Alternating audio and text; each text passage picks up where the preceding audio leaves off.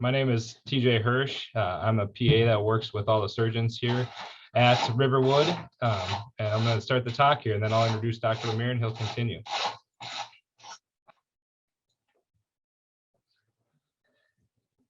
So again, we are MIMS, the Minnesota Institute for Minimally Invasive Surgery, and this is our discussion over hernia repair. I get to go forward. Okay. There. Okay. Sorry, a little technical difficulty. So first question is, why would you choose MIMS over other facilities? Well, it's because of our surgeons here. We have a great group of 5 surgeons that have been doing the laparoscopic hernia repairs with a combined total of 21 years experience. So extensive surgery experience, and they do a great job.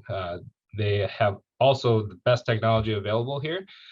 We do a lot of robotic laparoscopic hernia repairs, and all of these gentlemen have been doing this for a long time. So highly recommend them just based on their experience and their outcomes of surgeries. So the first question is, what is a hernia? So a hernia is a bulge through a weakness in the abdomen.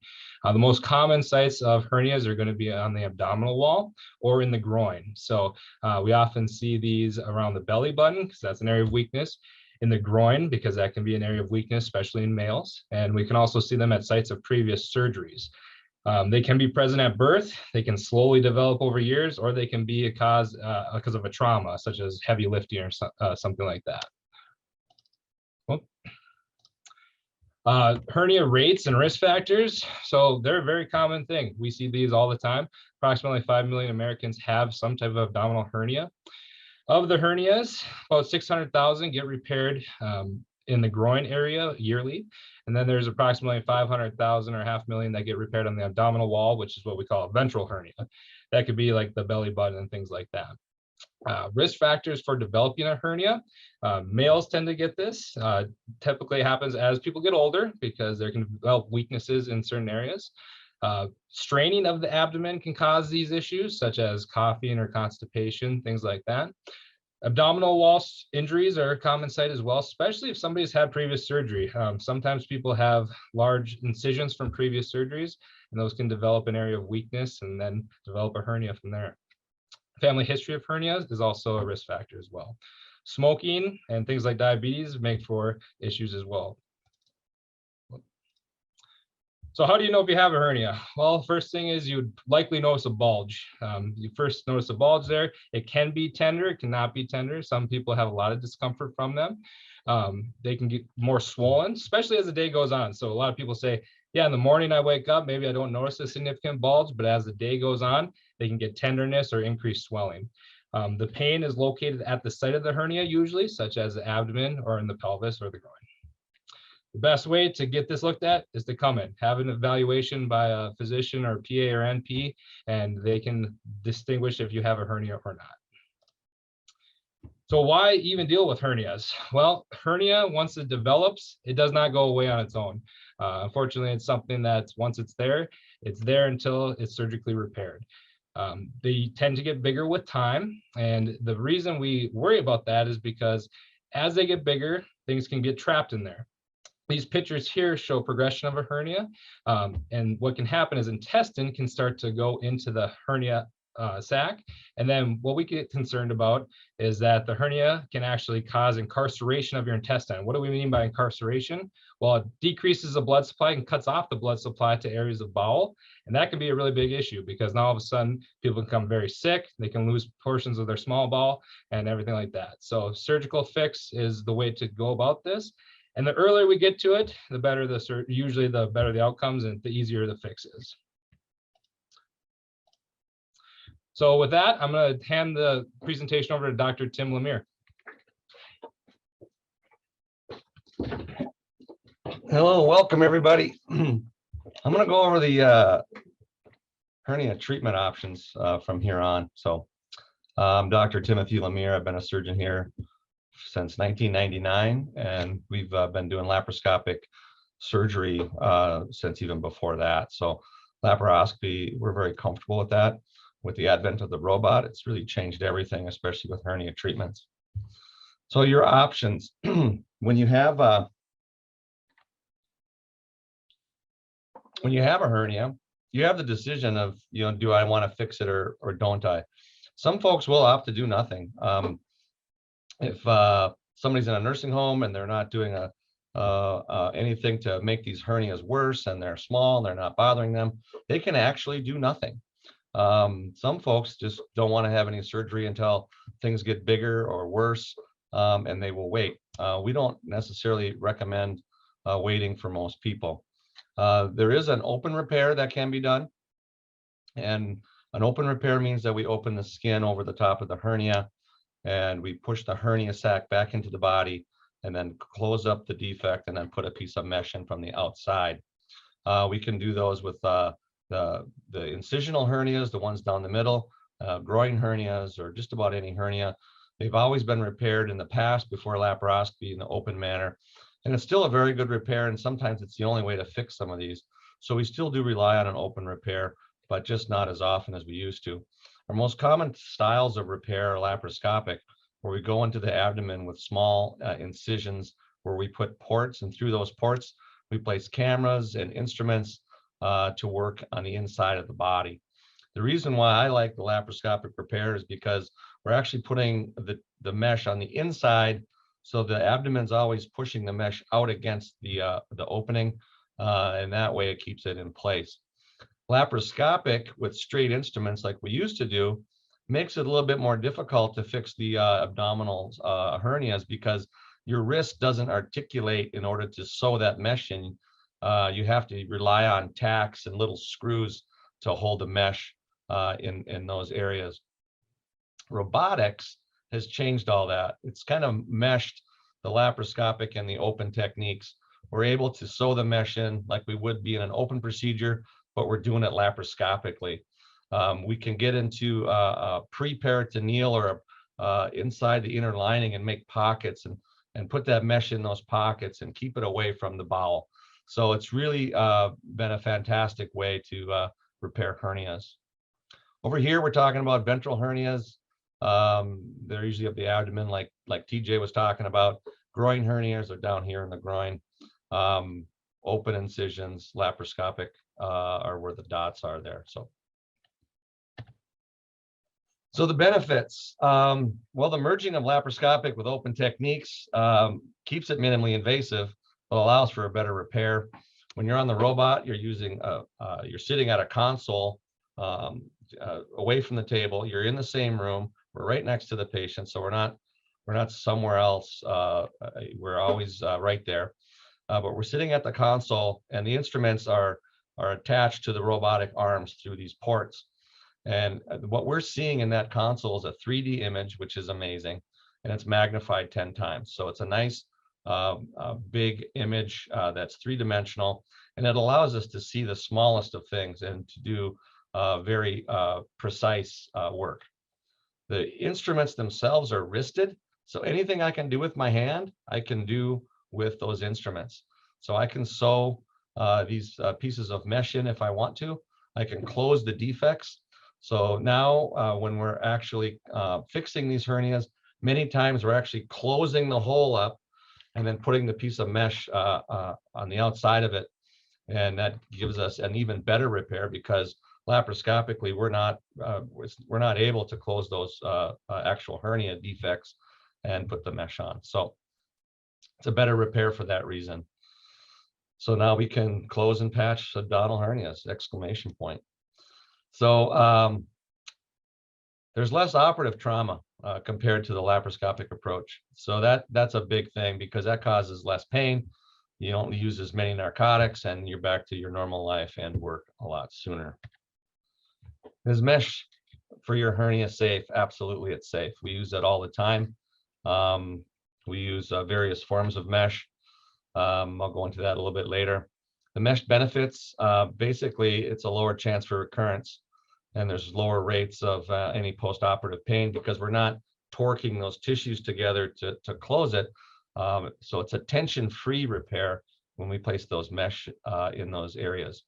And there's less chance for chronic pain, especially robotically. We can actually see the nerves that can cause chronic pain, and make sure we sweep those out of the way and don't cut them or don't put the mesh on them. So there's less chance for chronic pain as well.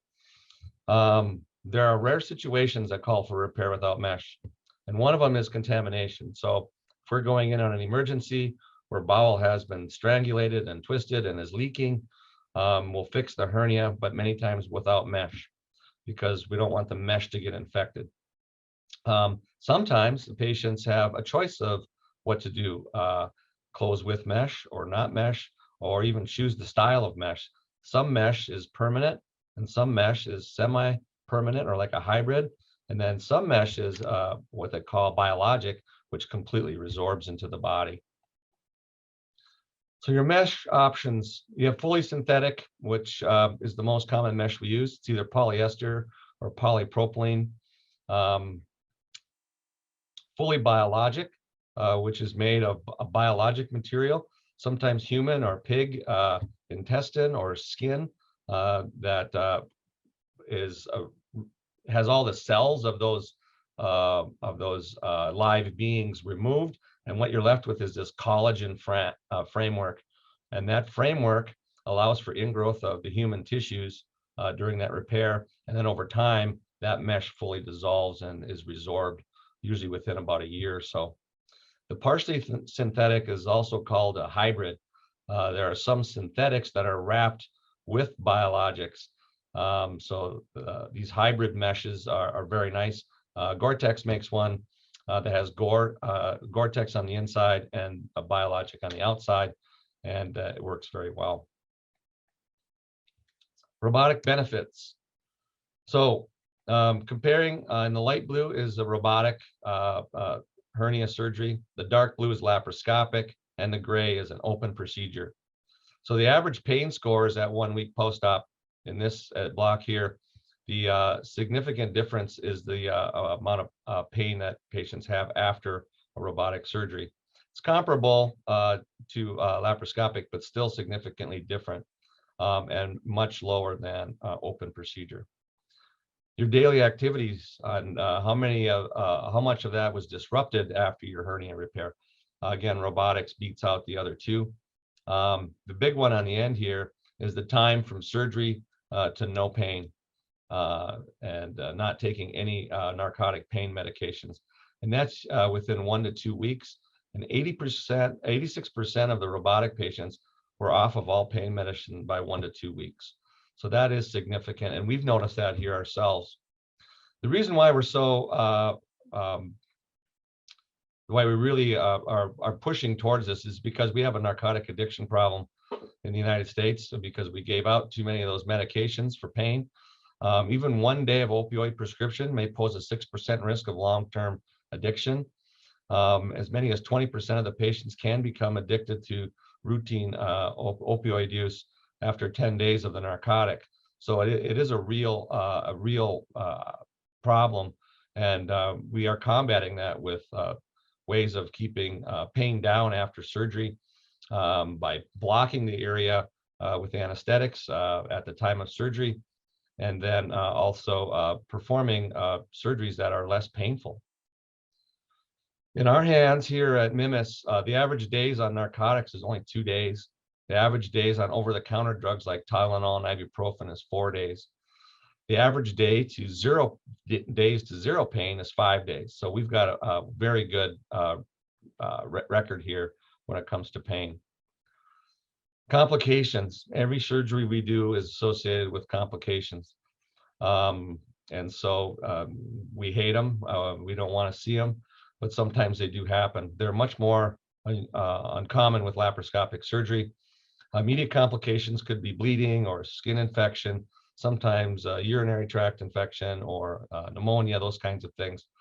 Bladder retention can happen because of proximity to the bladder when we're operating on the inguinal hernias. That's a lot more rare than when we used to do them with the laparoscopic alone type of surgery. Cardiac events, anytime you're put to sleep, your heart is stressed a bit. That's why you need a history and a physical done by your primary care provider before surgery to make sure you're in good enough shape for those surgeries.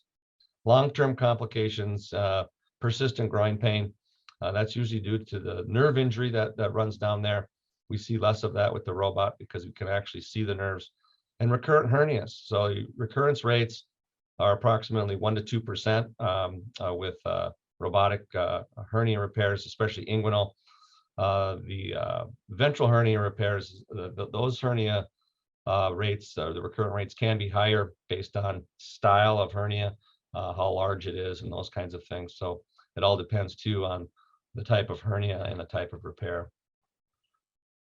So your surgery, the day you come in, well, you and your surgeon will decide on the surgery before you come in.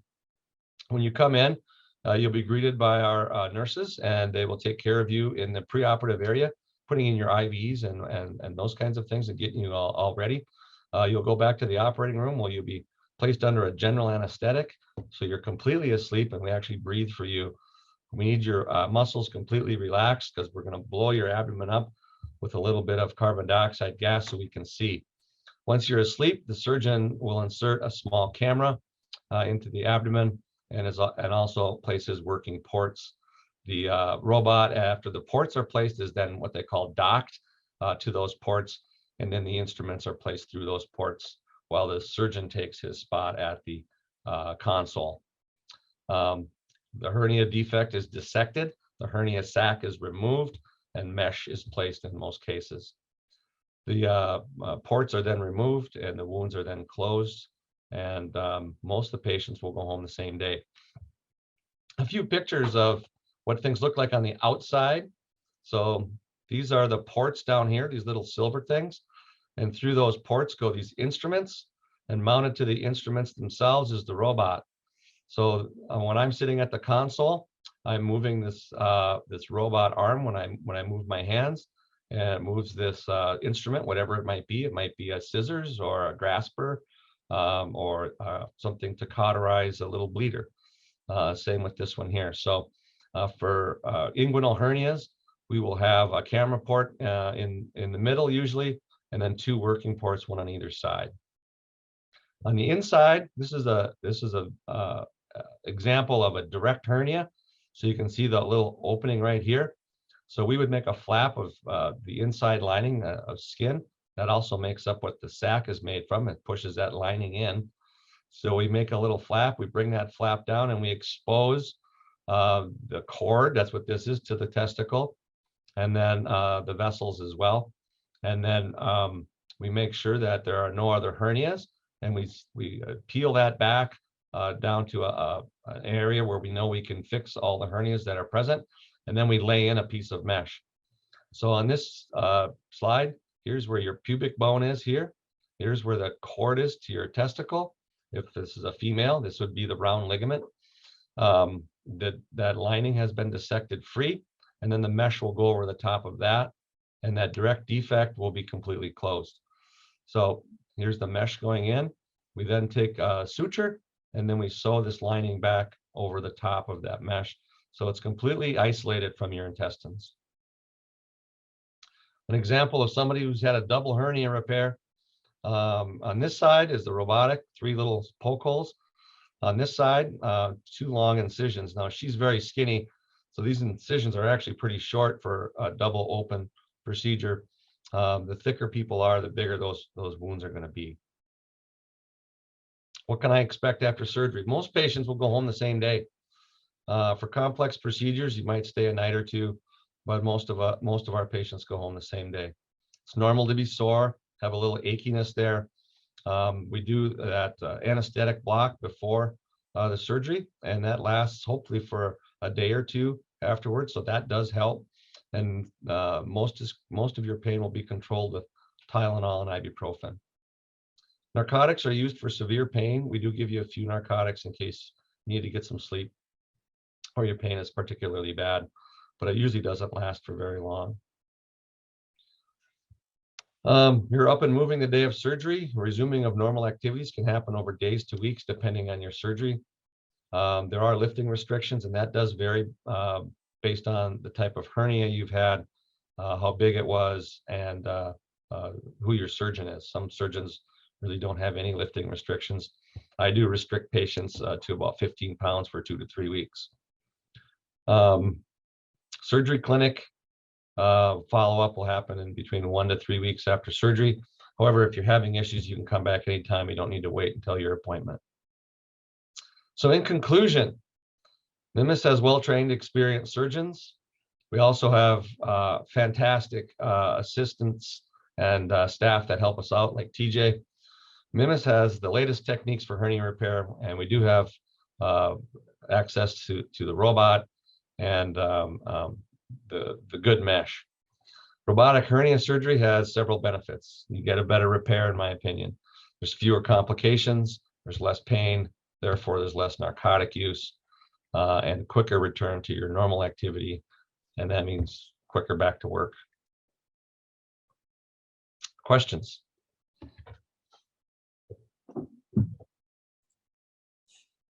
If you have a question, you can put that in the chat box or Q&A. Don't be shy.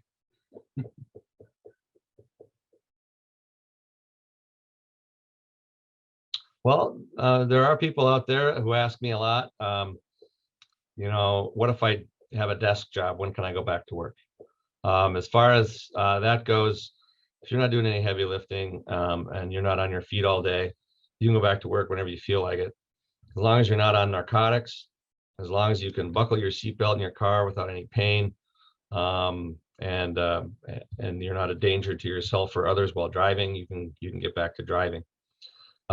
So you know, if you're doing some lifting at work, then a lot of times I have to ask the patients if they can talk to their boss and maybe find something else they can do for a time, where they're not doing any heavy lifting.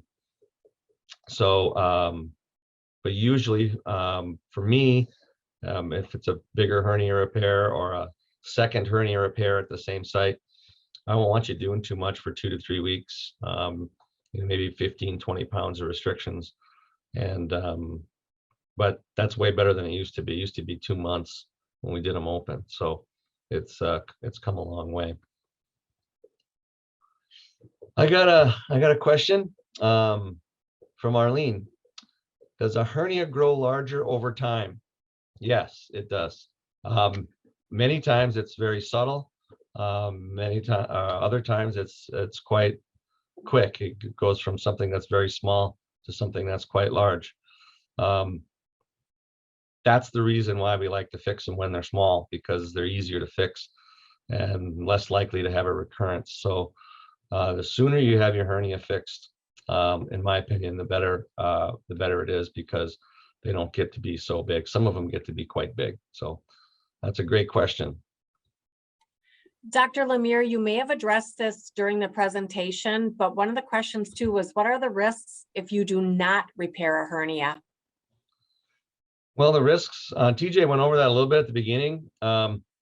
Your bowel, if your bowel is in the vicinity, your small intestine or your colon or even your bladder can get stuck in these things as they get bigger and bigger, and that can cause pain, number one. It can cause a kind of a odd feeling a lot of people describe as things squishing in and out, and people don't like that. It's not necessarily painful, but it's definitely doing something that's different and not normal. If the bowel gets stuck out, it's called an incarceration. And if it gets twisted and the blood supply goes, that's called a strangulation. And so in that situation, you run the risk of having your bowel actually die. And the bowel doesn't take a joke for very long. If it's twisted for just a short period of time, it can completely die and even perforate. So those are some of the worst things that can happen. We don't see that very often because most of the time, you know, people don't feel good and they want to get things taken care of.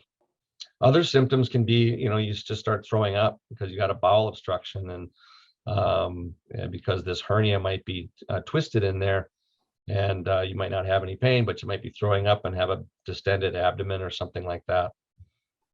But most of the time, you're going to have a bulge you can see or feel, and significant pain in the same area. And in that situation, you don't wait till the next day to come in. You got to come in right away. Thank you, Dr. Lemire. There is another question in the Q&A. I just had a hernia inguinal repair on Tuesday. Anything I can do to reduce the abdominal bloating? Sometimes, yeah, that's a good question. we get that from time to time as well. When we blow up your abdomen with that carbon dioxide gas, it's not possible to get every bit of that out when we actually deflate you after the procedure. So you might have that bloating for 5 to 7 days. If your surgery was went well and there was no issues, I wouldn't worry about it too much. If it was a bigger surgery, I'd be asking you questions like, are you passing gas? Are your intestines working? Do you feel nauseated? Are you throwing up? And in that situation, you'd want to come in so that we can see if you've got a bowel obstruction, or maybe your bowels just haven't come back to life yet. Sometimes the bowels will take a break after surgery. It's called an ileus, and things can just kind of sit there. But most of the bloating you feel is actually from the air that we blew into the area around your intestines that just takes a while to absorb into your tissues.